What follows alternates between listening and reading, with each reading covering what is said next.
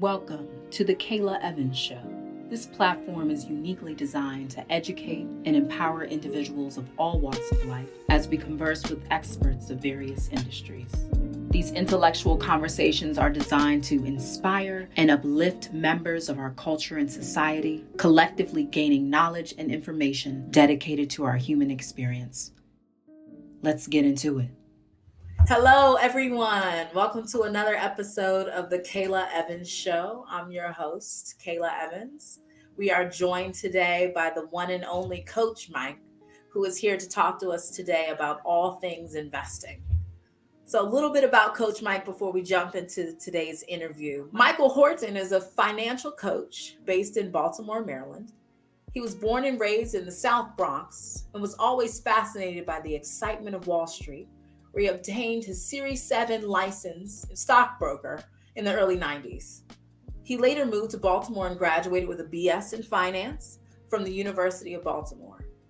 He worked in the investment industry as a registered stockbroker for a few years, but then discovered that his true passion was teaching and coaching, especially financial literacy.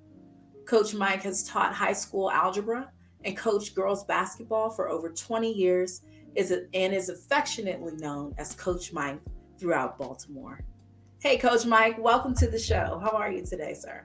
I'm fine. Thank you, Kayla. Happy Friday to you. I hope your week is going well. What a way to end the week. So thank you for the invite. Absolutely. I'm so happy to have you on the show. I met Coach Mike at a Chamber of Commerce event in the beautiful city of Baltimore, and here we are. Ready to talk all things investing. So let's just jump right in, Coach Mike. We're here to glean your expertise as it comes to investing. Here's our first question. Sure. What is the stock market? Okay. Easy one. You got to give me some harder questions than that. I wanted to start you off easy. Okay. And let it build up. Cool. So I always try to break things down, and I think I'm pretty good at this, and maybe I am and maybe I'm not, but here goes. I believe the stock market is like any other market. So like the supermarket, like the housing market, like any other market, it's a place where buyers and sellers meet. So just like the flea market. But I'll go back to the supermarket example. If you go into a supermarket to buy something, right, the supermarket doesn't make any of the things that they sell. So if you go in to buy Pepsi, it's not made by the supermarket, right? It's made by the Pepsi Corporation or Coca-Cola or any of the meats or vegetables or anything. They come from farmers. They bring all their items to the supermarket, and then the buyers and the sellers meet in exchange, and the money is exchanged. You get the product, they get the money, and everyone's happy. And so the market, any market, is just a place for buyers and sellers to meet and exchange money for products, and everything goes straight and clean. That's what the stock market is, but you're buying stocks from other investors.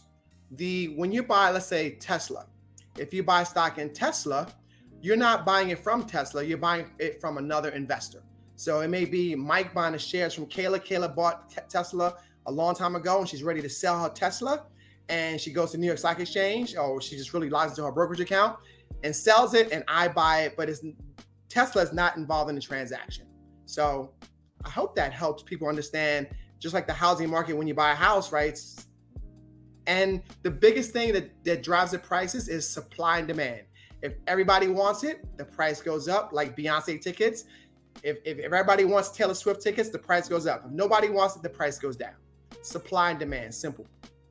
So the supply and demand, we're purchasing things just like we would in any other type of transaction, in any type of marketplace. Any other market. So you already threw out a few names, right? Yes. You threw out Tesla. We know Tesla's hot. Mm-hmm. We see the cyber trucks driving up and down the street. That's a different conversation for a different day. But as I'm understanding the stock market, how do I know which companies are publicly available for me to purchase into? Simple Google search. By the way, Google is a publicly traded company. So you can simply do a Google search that says, is Nike public or is Nike private? And it'll probably tell you if it's private or public. And public simply means that it's traded on a publicly traded exchange. It's open to anybody can buy it. Versus private, only private investors can buy into the company. So one of the things that drives me is that our economy is driven by consumers, and most of us are consume things that we should be investing in. So for instance, if you drove to work in your Toyota, you could buy stock in Toyota, right? And if you bought gas at Exxon, you could buy stock in Exxon. And you have on your Nikes to go to the gym, you could buy stock in Nike. Like there's so many things that we consume all the time. But a lot of our people, sad to say, a lot of our people are on one side of the equation, simply consuming, and never investing in the very products that you go to. You go to Target, you go to Walmart. Why not be an investor and a consumer instead of just being a consumer? So that's a fantastic place to start, because all of us, including myself, we're at Starbucks every day. Publicly traded company. The girlies love Target. Okay. Yes. So it doesn't make sense for us to only consume. We need to be owners. You need to be owners. Even if it's one share, be a small owner in some of the things that you patronize all the time. Now, we'll say this, every place that you shop is not a good investment. And that's something you need to learn, that just because you shop there doesn't make it a good investment. Could be a good place to shop, but not always a good investment. But a lot of them are. I want to take it back for 1 second. So you mentioned brokerage accounts, right? Well, how does that work? What is a brokerage account? How can I start one? Where do I get started? Okay, cool. That's another good question. Because although I help some seasoned investors, I help a lot of beginners, and they're like, what's the brokerage account? So it's similar to open up a bank account. If you want to open a bank account, you say, well, I got Wells Fargo, I got Chase, I got Bank of America. Where do I go? Where do I start? There's a credit union, there's a bank. They pretty much all do the same thing. You're gonna open up a checking account and a savings account, and like you're gonna get a debit card, and right, they all pretty much do the same thing, right? So why do you go to one bank and not the other? Because maybe they have more ATM machines, or maybe they've got mortgages that got good interest rates. So a brokerage account, pretty much a very, very similar process. There are probably 3 or 4 major ones and a whole lot of small ones, but you've got your like E-Trade, you've got Charles Schwab, you've got Fidelity, you've got they're pretty much everywhere. But what it allows you to do is to buy and sell stocks. See, the banks only have a checking account, savings account, and a CD and a money market. That's pretty much, you can get a credit card and a car loan and a mortgage. Okay, so those are other things, but they're limited. They don't do any investing. If you want to invest in stocks, bonds, options, and mutual funds, then you simply need a brokerage account. Not a hard thing to do. Simply go online. What you're going to do is electronically link your checking account to your brokerage account, because that is going to be the source of where the money's coming from. So if you've ever opened up an account on Amazon and shopped online, they want to know, well, where's the money coming from? Right. You got to put in your debit card or credit card. Where's the money coming from? Same thing with a brokerage account. Where's the money coming from? So you can link up your checking account and then put money in, and then you can buy something. It'll show how much is available. You have $100 available, $1,000 available, but whatever amount you want to put in to get started with. So the getting started part is pretty easy. How should I determine how much money I should be putting into my brokerage account to get started? Should it be a particular percentage of my income? Mm-hmm. Well, you got some good ones, Kayla, some good ones. The number is different for everybody. But a good rule of thumb that I use for when it comes to just basic budgeting is that you should save 10% of your money.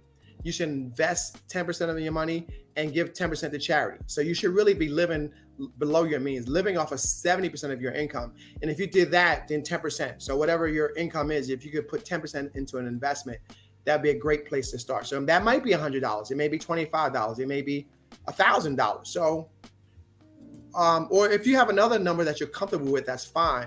But I would say the important thing is that to understand that the stock market is for long-term investors. So you should be prepared for a minimum of 3 to 5 years, that you don't need this money for 3 to 5 years. This is an investment.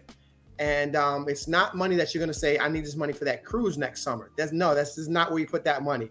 This is not for your kids' tuition in the fall. No, that money is a separate place. So this money in the stock market should be a 3 to 5 year or longer time horizon. That's the most important thing, along with how much, but how long is what I say. Make sure that you've got other money for that cruise next summer. This is not the place to put that money. I hope that helps people. That does. That does. Mm-hmm. So we're looking at our income. We're looking at how much we're comfortable with putting in the brokerage account to getting started. Yep. Right. So as we're understanding the market itself, right, Mm-hmm. and what's available for us to invest in, a lot of investors will say, you know, top three, a lot of people say are Amazon, Apple, Mm-hmm. and Microsoft. Yeah. But if you had some of your top investments to kind of look, top companies to invest in, that are easy for folks to kind of understand and get started with, what would be a few that you'd recommend? Oh wow, that's a tough one because it really it is. I want to make sure people understand. I'm not trying to dodge the question, but I used to work at CarMax. Like I got a sidetrack here for a second. I used to work at CarMax, right? Do you know how many cars they sell? How many different types of cars they sell? And it's not a one size fits all. So your audience may be a really, really wide audience. It's hard to recommend because every investor is different. They've got a different time horizon, a different amount of money to invest. Some are conservative investors, some are risky investors, some are in the middle. So to say one stock or two or even three is hard to say because it's such. I need to know more about the person, is what I'm saying. But I'll say this about CarMax. They sell pickup trucks and two-seater sports cars and convertibles and minivans. And so every day I meet a person coming in, I need to know, well, what are you looking for today? You may be a family person that needs a minivan. You might not want one because it doesn't look cool, but that's what you need, a minivan. You may say, hey, the kids are grown. I'm looking for a two-seater convertible. Okay, let's go over in this section and look at those convertibles. Or I'm an executive and I just want a nice luxury sedan. So there's so many choices with stocks, just like with cars, that's hard to just say, pick this one because there are over 3,000 stocks, you know, at least 3,000, probably more. So to say just these are my top three, these are top three for me, but may not be the top three for you. But I'll throw out two names. I will throw out two names. We've all heard of the S&P 500, and you know, people have no idea what that is. It's simply a benchmark or an index in a way of trying to figure out how did the overall market do. So like I said, there's probably over 3,000 stocks in the market. But how do you know how your stock did or how your portfolio did? So the S&P 500 is simply like the 500 biggest, best companies that are most profitable. And, you know, they cover technology and retail and construction and a variety of industries. So it gives you a good, quick snapshot of the market, but it's not the whole market. The whole market's really like 3,000 companies. Wow. But the S&P 500 is like 500. Here's like some of the best. Like you mentioned, Google and Tesla and Microsoft and Apple and Walmart. So they're in there. But so I would say the first one is the S&P 500. You can buy what's called an ETF. And it's in one of my videos that I did. It's an ETF. It's a slice of all 500 companies. That way you're really diversified. Because one of the things I talk about is make sure you are diversified. Do not put all of your eggs in one basket. We've all heard that before. But the S&P 500 is a way to make sure you are diversified. So you can buy the ticker symbol is SPY. It's a ETF that contains all 500 companies. So that's a no-brainer. Just buy that. Okay. The second one is Procter & Gamble. It's pretty conservative. They make all of the things that when you go into Walmart, you see they make detergent.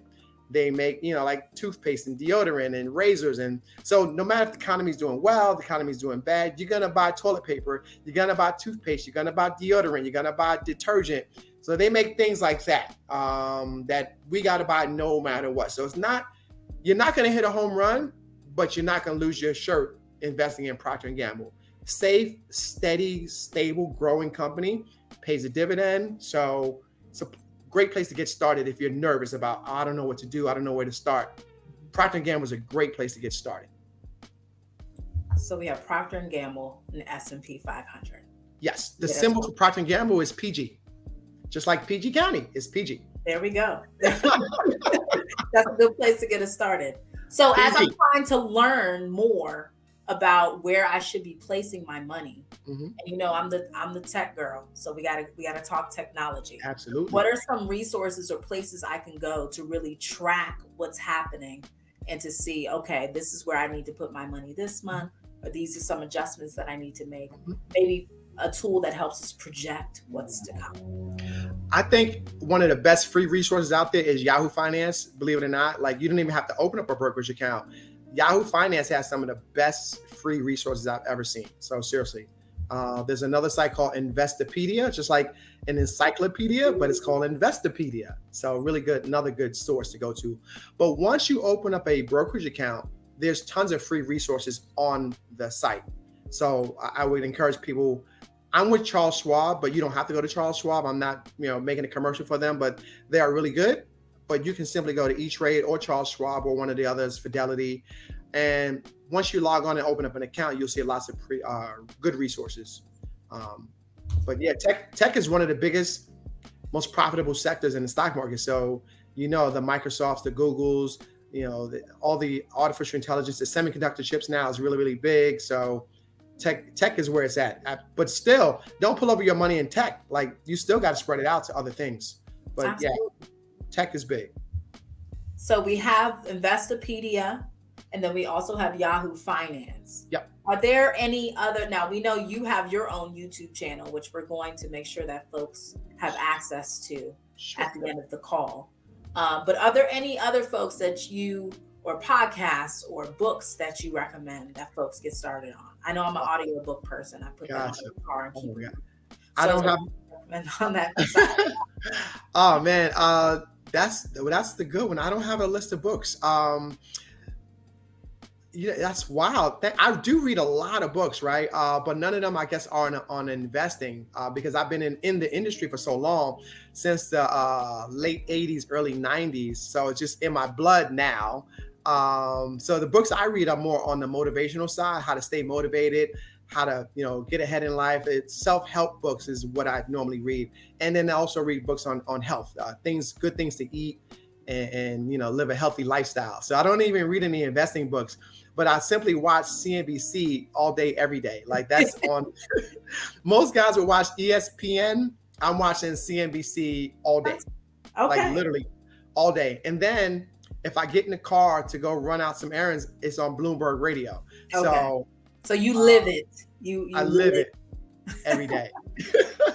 Well, it sounds like it's an opportunity also for you to go ahead and get your book started. I do need to get a book. I do need to write a book about the basics because absolutely. So I want to talk a little bit about long-term, right? Because you said when you're investing, you're not looking for a quick return. We're not going to see money in weeks or months. Like it's a years-long build. It's a process. That's right. That's right. And I don't want to cut you off, but I know, but there are some people who do. They're called traders. So you got traders and you got investors. But trading is pretty risky, and I don't recommend it for beginners. So there are people who do get in, get out, traders, but I don't. If you're just starting, you should not be a trader. One, is risky. Two, you need to have the time to dedicate to it. And so if you work a full-time job, you simply don't have the time to dedicate to trading. It's not for beginners. You can try it, but to me, it's not for beginners. So I'd never recommend trading. I'm an investor. Think of it this way. Here's another one of my analogies. People buy houses and they have a 30-year mortgage, and sometimes they stay for 30 years. Sometimes they maybe stay for 10 or 15 and sell it, right? But as opposed to people who flip properties, right? They buy it, they see a property that just needs some work. They buy it really cheap, they fix it up and they flip it, right? That's more like a trader. You're buying, you're selling, you're buying, you're selling, versus somebody who's, let's say, I'm gonna buy a property and rent it out to tenants, and I'm gonna be a landlord and collect the money. I'm in it for the long haul. People don't move out of the apartment every single 6 months or 6 weeks. Like, they stay in the apartment, and the landlords know this. So I'm just gonna buy a house or an apartment building and rent it out, and I'm long-term investor. So big difference between the philosophy and the strategies. Okay. So understanding that, how can I tie that into my long-term financial planning? Like, say I have a 401k, right? And I'm pulling that money out. Maybe my company gives me a match for whatever percentage. Yep. How should I invest those 401k dollars? Yeah. And most people are, and if they're not, they should be doing a 401k if their job offers it, because it's free money when you get the match from the company. You got to be doing it. Like, you could do your 10% right there. So if take 10% of your salary and put it into your 401k, and then you don't need to have, like I say, you should still have a brokerage account, right? Because that would be retirement money. But you're going to look at maybe your company should have an investor guide to determine what type of an investor you are. Your investor personality. Like, are you a risk taker, or are you want to be on the safe side, or are you somewhere in the middle? And normally they have a guide to help you figure out which one of these choices should I be in. Is it the aggressive fund? And they have different names, but you can kind of tell, oh, this is for the aggressive investors, you know? And then some companies do it based on your retirement year. So if you're 30 years old now and they project you'll retire in 30 more years, they'll have a fund called, this is the 2055 fund, because it's projected out 30 years from now, or whatever, you know, to what, I'm sorry, 2024. So it'll be the 2054 fund, and that's based on 30 years from now. So some of them make it really easy and they kind of, you know, do it for you. That's one way to get, you know, to choose.